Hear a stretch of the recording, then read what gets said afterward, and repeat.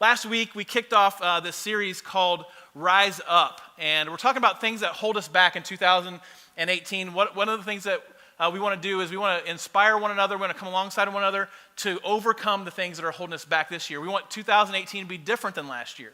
And so many of us come into a new year with great expectations and a lot of aspirations, but those things hardly ever come into fruition. And so how can we allow 2018 to be different than previous years, and it's us allowing God to have a greater role in our life? And so that's kind of the theme of the series that we're in. Last week we talked about rising up over our past and how we are not going to be able to have the future that God has in mind for us if we keep living in the past. If we keep allowing our past to impact our present, it's going to rob us of our future. And so if you weren't here last week, I want to encourage you to go back. We've done, our church is a year and 4 months old, so I don't know how many messages that is. It's over 50 messages. A lot of people resonated with the message last week in the service last week, just because I think it hits close to all of our hearts of just so many times we allow the past to impact our relationships, not only with God, but with each other. And so I encourage you to catch up on that. We talked about Exodus chapter 2 last week. I told you guys last week, I love Moses. I love the story of Moses. We're going to talk about Moses again today. And Exodus chapter 17 is where we're going to be. And if you don't have a Bible, no sweat. We're going to put all the scriptures up on the screen. But I want to encourage you, if you're a guest here today, or maybe you've never taken the time, we're going to need this a little bit later. I want you to take out your smartphone. I'm going to encourage you to get on your phone in church and go to the App Store and download the Hope City app.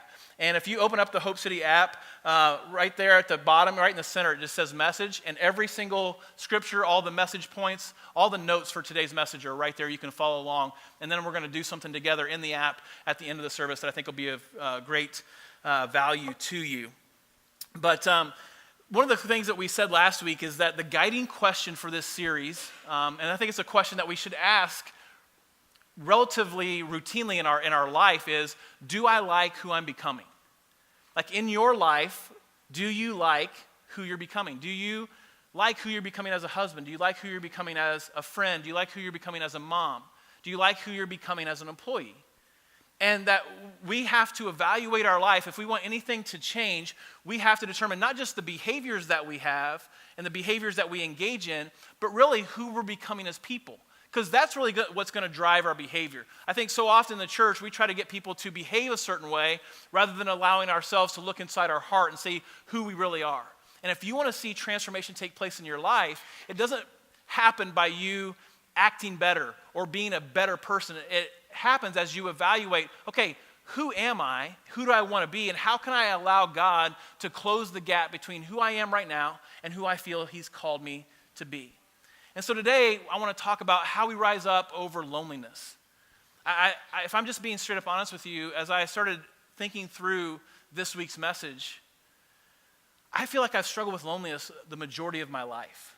And I was trying to pinpoint different moments. It wasn't something that happened in a moment. For sometimes it's been, some instances it's been a season of life that I felt lonely. For some instances it's just been moments in time, or a short season, or a short, the result of a breakup, or the result of, my parents' divorce, or certain things that did trigger it. But I feel like I've struggled with loneliness throughout my entire life. I grew up poor, and I felt like I was on the outside looking in a lot of different ways. I got cut from the basketball team in 7th and 8th grade. That really marked me. And I always had this sense, this desire to belong. And I always felt like no matter how popular or unpopular I was, I could always be a little bit more popular. I could always be a little bit more invited. I could always be a little bit more welcome. I could always fit in just a little bit more.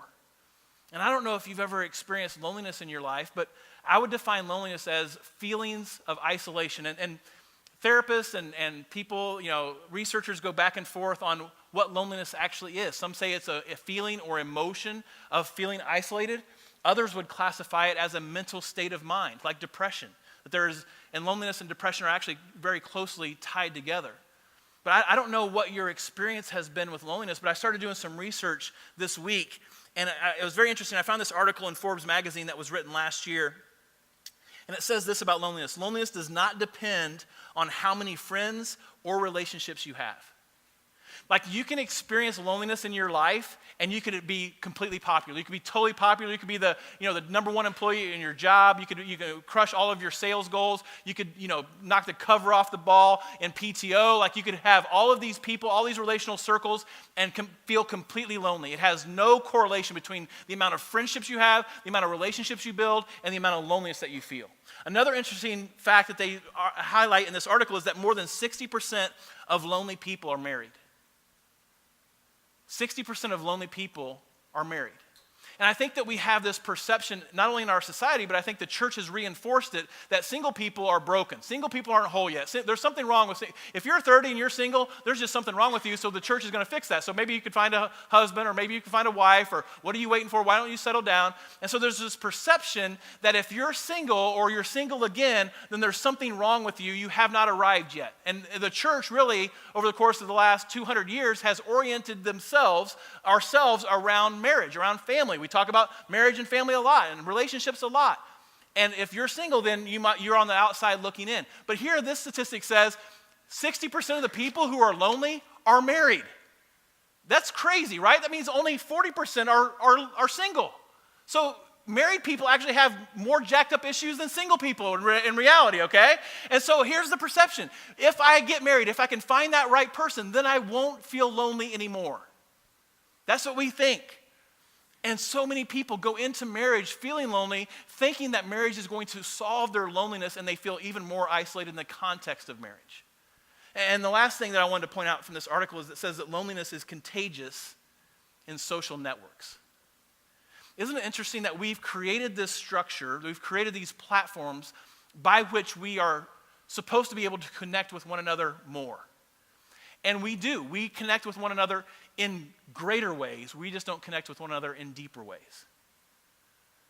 It's interesting. This article says this. Not surprisingly, it turns out that the more time people spend on social media, the more socially isolated they perceive themselves to be.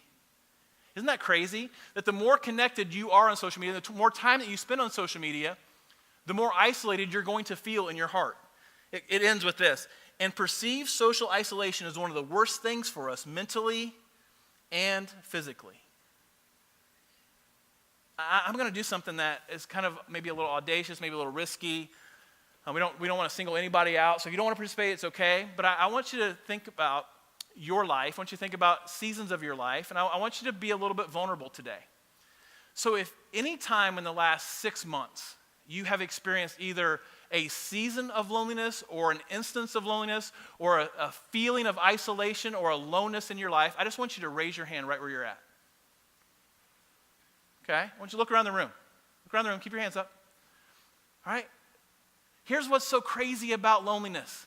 Loneliness tries to convince you that you are alone. Right?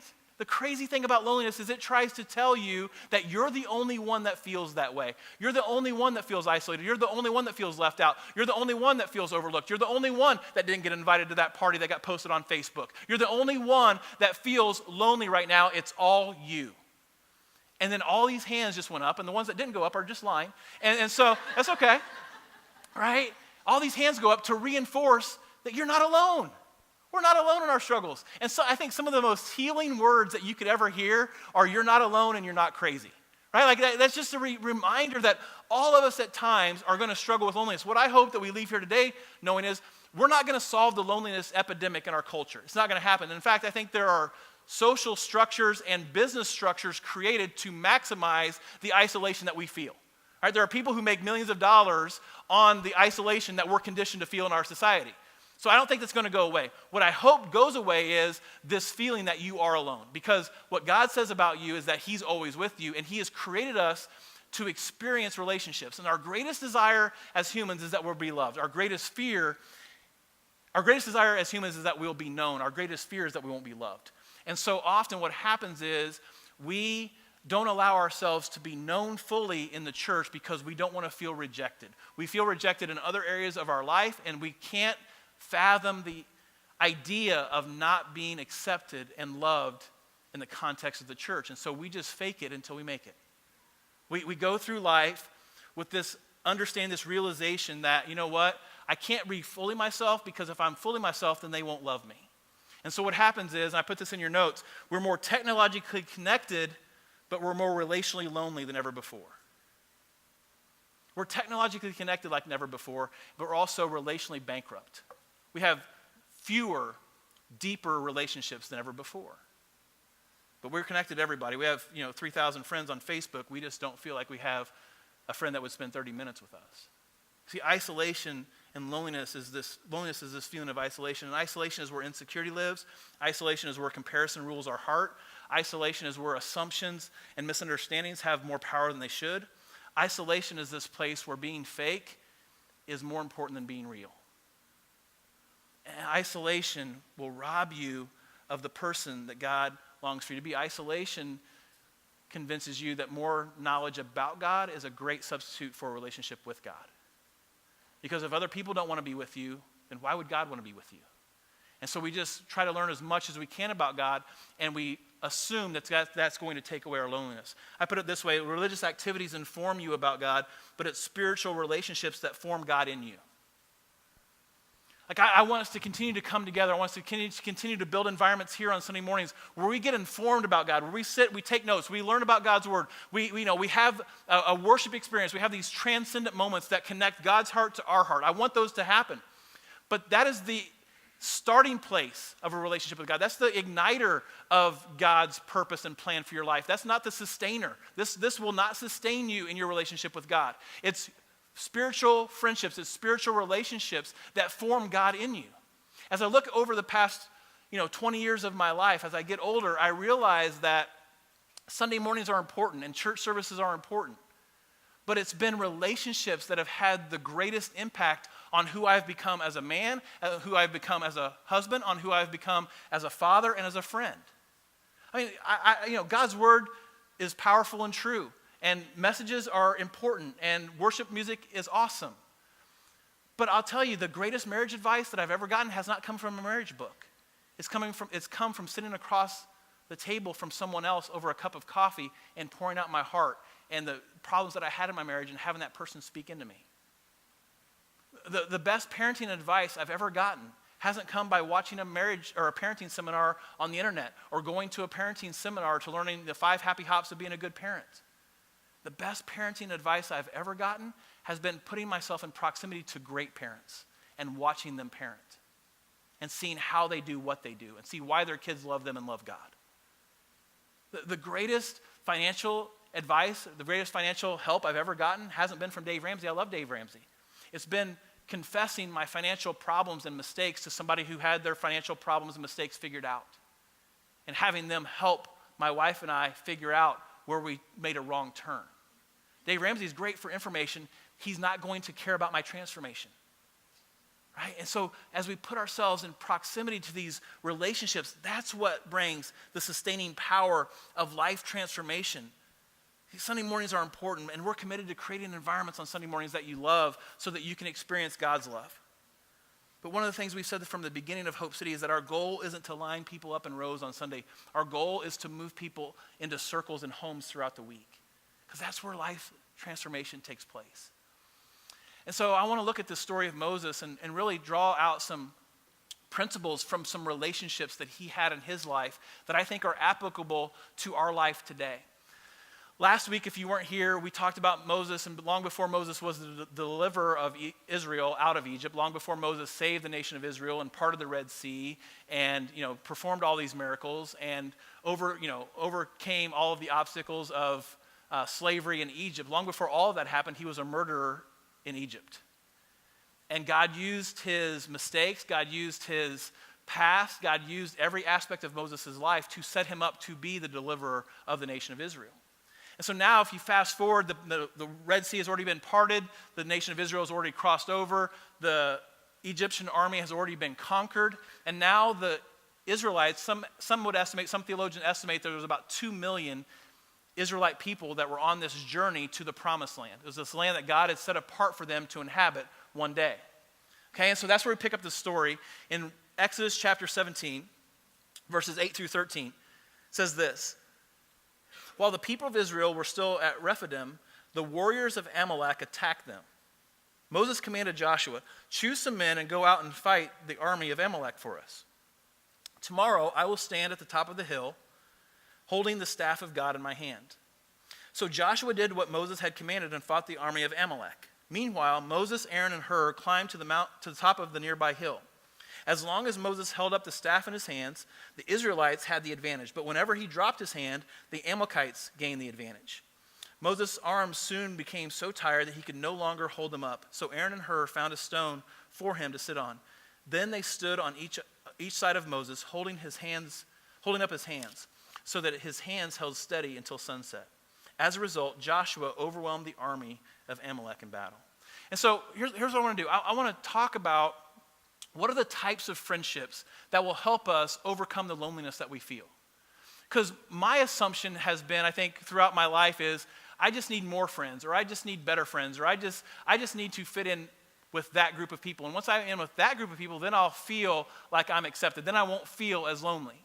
And I don't think it's the quantity of our friendships that matter, it's the quality of our friendships. So what do you need to look for in spiritual relationships to help you overcome the loneliness that we are going to feel in our life? And the first thing I see in this passage is we need friends that trust us in significant ways.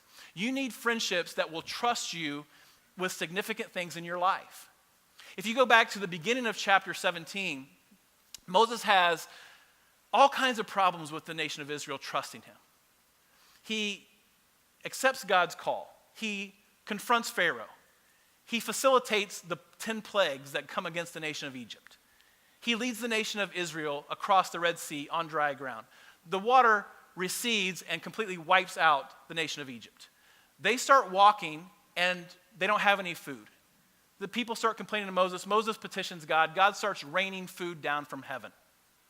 He's proven himself to be a leader. He's proven himself to be an agent of change that God is going to work through. He has done everything that God has asked him to do, and the people of Israel do not trust him.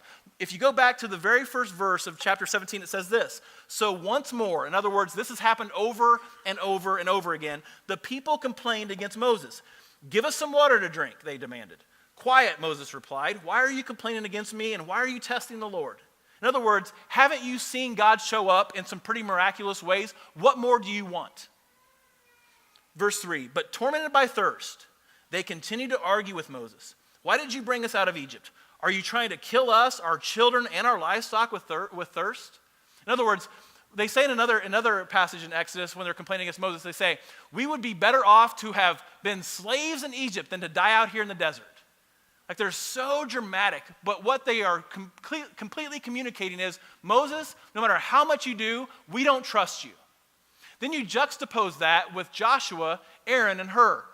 Moses says to Joshua right after this, "Hey, Joshua, we just got attacked by an army. Why don't you go grab some guys, go down the valley, and just start fighting a battle?"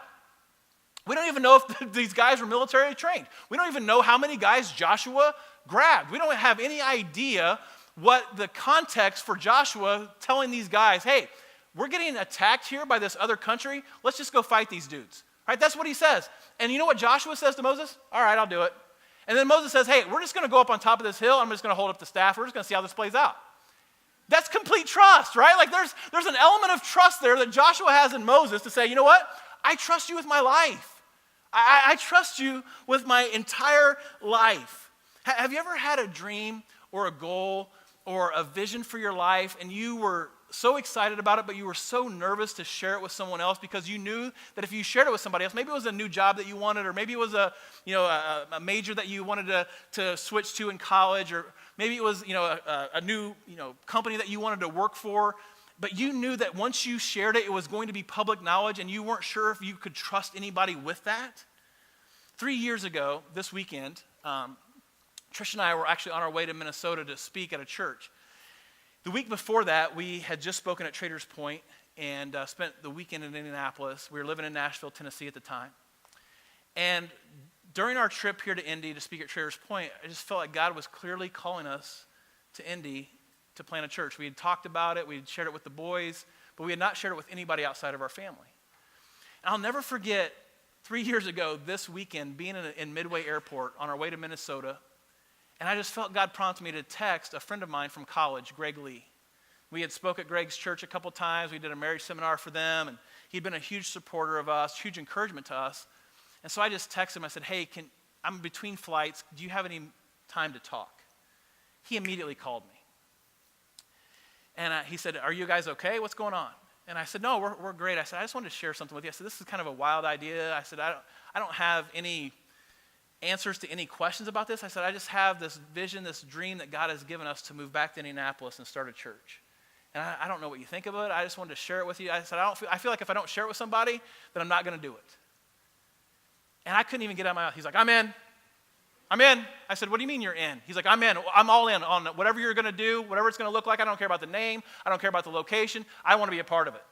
I said, what do you mean you want to be? He's like, our church is going to support you. Whatever you need, we'll support you. I believe in you. I trust you. I think that God's going to use this in incredible ways. It's going to be unbelievable. And I don't want to miss out on an opportunity to be a part of what God's going to do through the church you're going to start.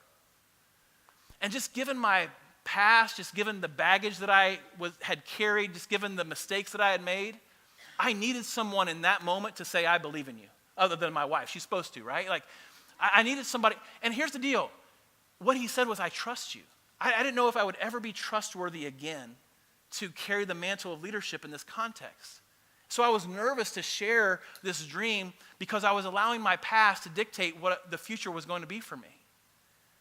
And Greg just said, I'm in. And that church has given us over $60,000 over the last 2 years. He's the chairman of our advisory board. We meet once a month. He's spoken life and challenge and encouragement and sometimes chastisement into my life personally, into my marriage. He's challenged me as a husband, as a father. He's challenged me as a pastor. And they've come alongside us and I think if he would have said, oh my gosh, that's the worst idea ever. Don't you know who you used to be? I think if he would have been discouraging in that moment, if he would have been distrusting in that moment, I don't know that Hope City would ever even existed. So here's my question.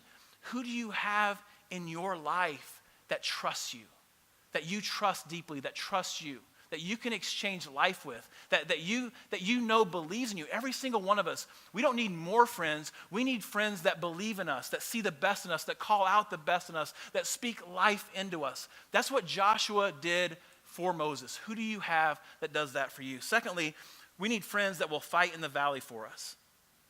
We need friends that will fight in the valley for us. Look at verse 9. Moses commanded Joshua, choose some men. I just love that. Choose some guys. Go down and fight the army of Amalek for us. Like, hey, do me a favor. Just go fight this war. All right? Like, are you kidding me? He's like, tomorrow, I'm going to stand up on top of that hill right there. Just going to hold up the staff of God. We're just going to roll the dice here. All right? See how this plays out. All right? That's just kind of how I received that. All right? And so Joshua did what Moses had commanded, and he fought the army of Amalek. Unbelievable. And my question to you is, if you haven't gone through a valley, you're going to go through a valley in life. If your life has been all mountaintop experiences, I envy you, okay? And you're probably in denial about your life, okay? There are going to be valleys that you're going to experience in life. Who do you have in your life that will go to the valley with you? Who do you have in your life that will fight the battle in the valley for you? Maybe it's the bottom falling out of your marriage. Maybe it's the loss of a job. Maybe it's the diagnosis from a doctor. Maybe it's the divorce that you never anticipated or wanted. Maybe it's the loss of a loved one. But you're going to go through valleys. And you're going to need people. If you're going to overcome loneliness, if you're going to rise up against loneliness, you're going to need people that will fight in the valley with you. This last week, Trish and I were doing lunch with a gal that goes to Hope City. And I don't even know how we got on the subject of Jeremy and Gretchen Zintek, but she asked us, we mentioned Jeremy and Gretchen, and she asked us how we knew them. And Jeremy oversees all of our connection groups, and Gretchen serves in Hope City Kids, and she serves in the cafe, and they're on our leadership team. And Trish said, well, we've known Gretchen since 1998. She was in our youth group in 1998. Her and her sister, Carrie. I think Carrie was a freshman. Gretchen was in 7th grade. That's how old we are. And they were in our youth group. And so then I started chronologically thinking about our relationship with them. I think Carrie's actually in the service. I might get my dates wrong, but I think it was 2 years after we came to be their youth pastor that their dad got diagnosed with prostate cancer. And had surgery down at Methodist Hospital. We were living in Kokomo. That's where my student ministry was. And I showed up at 5 a.m. to pray with them. It was just what I just felt God prompted me to do that. So I showed up and we prayed together. And he came through the surgery. He's great now, cancer-free now. And then 4 years ago, their mom passed away from cancer. And her dad called me. Gretchen and Carrie's dad called me, and he said, hey, do you remember that time that you came down and prayed with me at Methodist Hospital? I said, yeah. He said, meant so much to me. Would you do my wife's funeral? And so he gave me the love letters that he wrote to his wife when they were dating as I prepared for their funeral. And I got to read and like immerse myself in their dating relationship. So this unbelievable honor and a really deep valley. 2 years ago, I was at the hospital when Gretchen and Jeremy's second child was born. Last year, Jeremy's brother, who had special needs, passed away suddenly, and we drove to Chicago for his wake. Over and over and over again, God has placed us in the valley. We've celebrated some amazing mountaintops. But there's just friends that you just go to the valley with.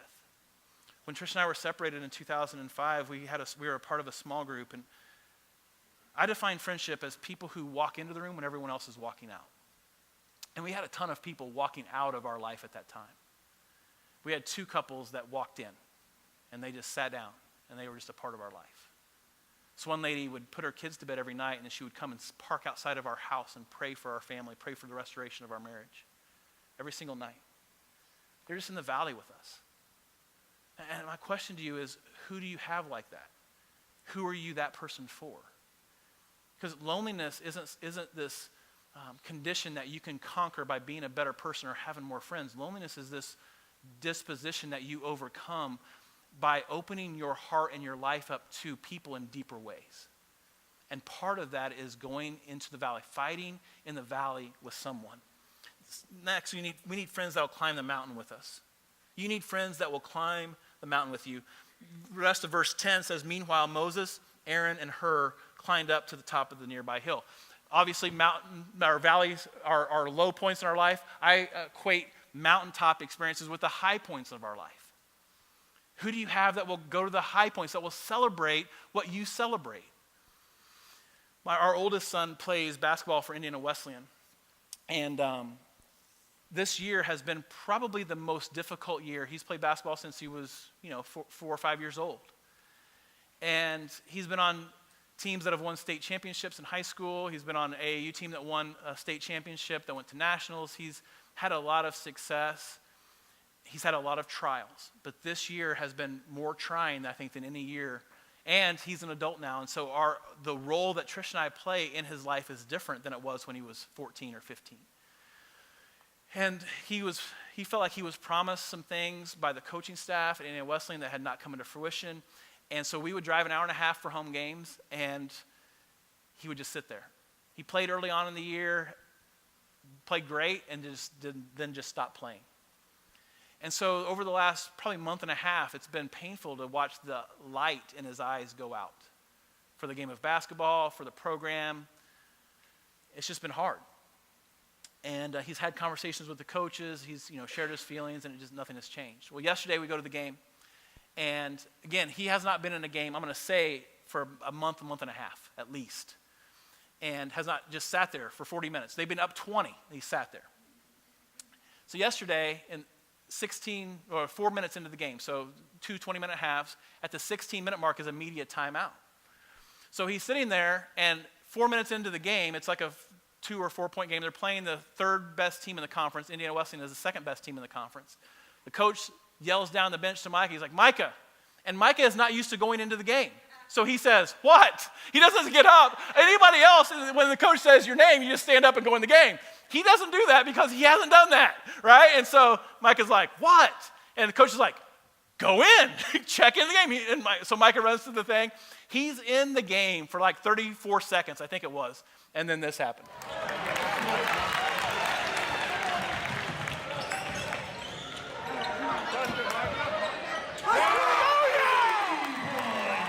That was me saying booyah. And Trisha's waving the camera around.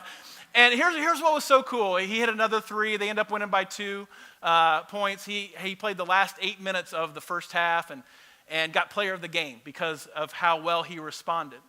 But here's what was so cool. The kid that passed him the ball is probably going to be a first-team All-American. He's a freshman. He was an Indiana State All-Star. He's averaging 25 a game. His parents almost jumped into our laps They were celebrating so much. They were high-fiving. His mom said afterwards, she's like, I think your wife bruised my hand with her high five. All the parents came up to us at halftime, high-fiving us, hugging us, celebrating with us. You're going to have people in your life that are going to resent the promotion you get. You're going to have people in your life, you're going to have family members in your life that are going to give you a hard time about the house that you make money on and buy a new house. You're going to have people in your life that question, when you get a new job or a promotion or a new car. There are going to be people that don't celebrate what you are celebrating. They are resentful of what you're celebrating, but you need people in your life that will celebrate what you celebrate. You need people in your life. I love my wife says it this way. She spoke at the Traders Point Women's Conference, and she says this: a true friend is someone that doesn't see your win as their loss. Like, you need people in your life that doesn't see your win as their loss. They're not in competition with you.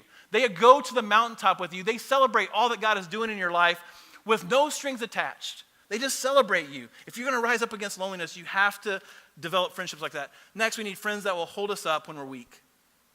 We need friends that will hold us up when we're weak. This next verse 12, is one of the best pictures of biblical friendship I think there is. Moses' arms soon became tired. I don't know why God chose to fight the battle this way, but the deal was, as long as Moses held up the staff of God, the army was winning. When Moses lowered his arms, the Amalekite army started winning. I don't know why God did it that way. That's just how God did it. And that was the conditions that Moses found himself in. And so Moses is holding up his arms. They become tired. He can no longer hold them up. So Aaron and Hur found a stone for him to sit on. Then they stood each on each side of Moses, holding up his hands. So you see this picture, I'm guessing Moses is around 80 to 85 years old at this point. He's old. He is weak. He's vulnerable. He's been the leader of Israel, right? He's had these people challenge him that don't trust his leadership. Moses could have easily said, oh, guys, come on. Don't you know who I am? Like, I'm Moses. I just parted the Red Sea. Step off. I got this. And he could have cost the army a victory because he would not have accepted help. He's in a vulnerable place. He admits that he is weak. He admits that he needs to sit down. He admits that he needs help holding his arms up. And so you have these two guys, Aaron and Hur, holding up the arms of Moses so that the battle can be won in the valley. That's what friendship looks like. It's Moses' willingness to admit his vulnerability, his weakness, and not pretend that he's okay, that he does need help. Have you ever been in a small group of people where appropriate vulnerability was shared? Where someone admitted weakness in a way that brought everyone together? I mean, there's inappropriate vulnerability, right? There's like too soon vulnerability. Like when somebody tells you their life story immediately after meeting them, that's a little bit transparent before you need to be transparent, right? Like, hey, hold off a second. I don't need to know you have, all that baggage right there. But if someone shares appropriate vulnerability, if you're in a women's group or a mom's group and somebody says, guys, I really need some prayer. I really feel guilty for going back to work. I don't know if I should be a stay-at-home mom, I should be a working mom, and every single morning I just feel complete guilt that I'm leaving my kids. You know what happens? 2 or 3 other women in that room say, I feel the exact same way. I didn't know that it was, I thought it was just me. Maybe you've been golfing with some friends, and in between holes you're walking to the next tee and somebody says, man, my wife and I, we're really struggling in our marriage right now. Another guy says, my wife resents me for even being here this morning, right?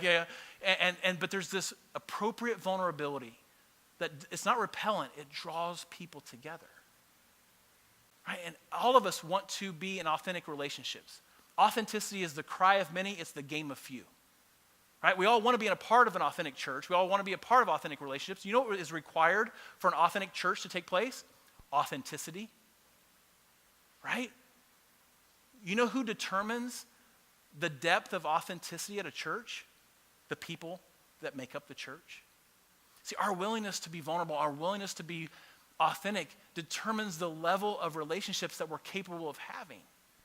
Like we can't know people on a surface level and actually think that we're going to have life-transforming relationships. It just doesn't work that way.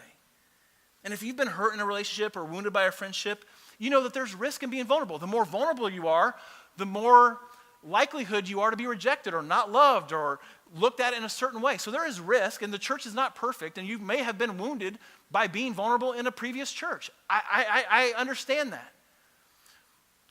But just because you've been wounded once doesn't negate your need for vulnerability in your life. If you want the relationships that God has in mind for you, vulnerability is a requirement. And so many of us are lonely because we've settled for surface level relationships over authentic, vulnerable relationships.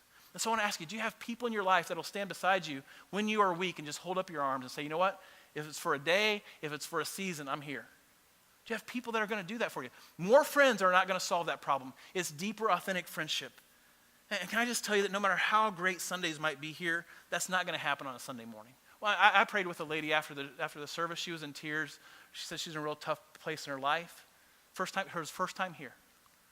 She's a first-time guest. I prayed with her. That's all I know about her life.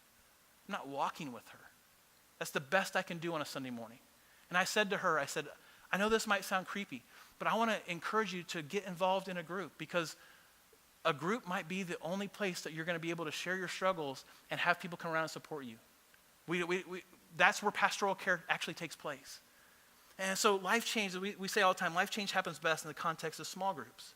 And my guess is if your life is anything like mine, there's a gap between who you want to be and who you are right now.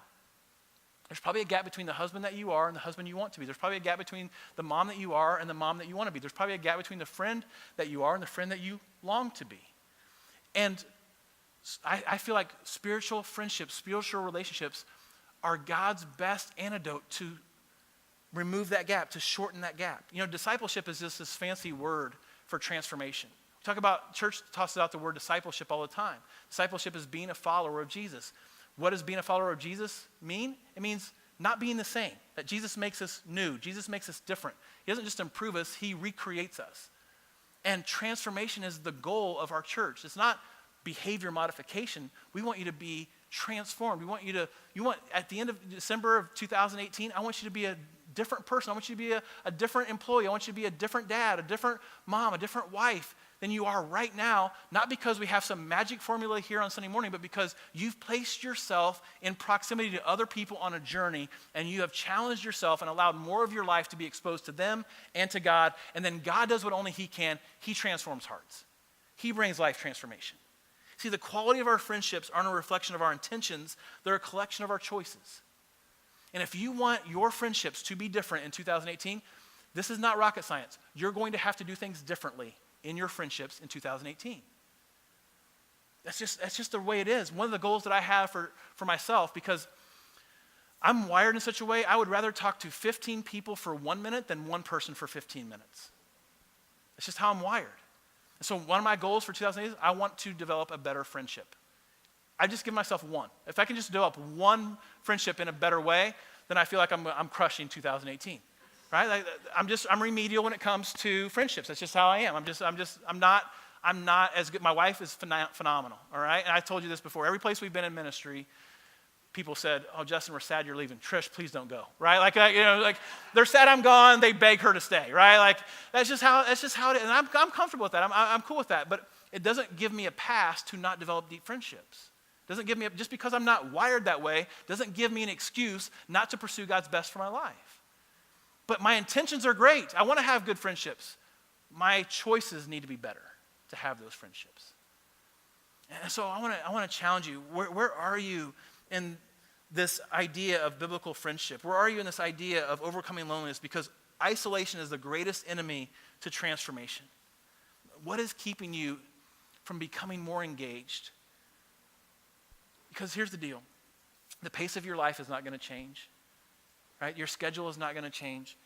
You're going to have to intentionally carve out time to overcome loneliness, to rise up against loneliness and develop friendships, or you'll get to the end of this year and you'll feel as lonely as you have felt in previous years, and you'll have no deeper friendships. And our desire as a church is we can't force you. I can't make you engage in this spiritual discipline of community, of relationships. You have to choose it. But here's what I tell people. If you choose it, God will do his part and he'll meet you there. And I have people ask me all the time. I had a lady email me this week. If I decide to join a group and I hate those people, can I get out? I'm like, yes, you can, all right? And they might hate you too, okay? Like it might go both ways. This isn't a life sentence, okay? But we want to do life together. You know that most people, when they come to a new church, and most of you are new because we've only been around for 14, 15 months, so it's a relatively new church. If you don't get involved within the first 8 weeks of going to a new church, the likelihood of you staying is 20%. 20% because you haven't connected relationally and you haven't given back either financially or with your gifts, your talents on a team. So one of our greatest priorities is moving people out of rows, into circles, and onto teams. That's what we want to do. That's why the next class exists, is to help people get connected, because we don't want you going from church to church to church. We want you to find a church that you love and that then loves you back, right? And if that's Hope City, that's awesome. If that's Genesis, if that's Grace, if that's Northview, if that's Mercy Road, I just want you to thrive spiritually. I don't care where it's at. But if you're going to be a part of our church, this is not church. This is an expression of worship on a Sunday that gives as a launching pad to us being the church throughout the week. Let's pray together. God, we thank you so much just for your desire for a relationship with us, and that you have hardwired us for relationships. Some of us are great friends, and some of us are really bad friends. We're just not good at it.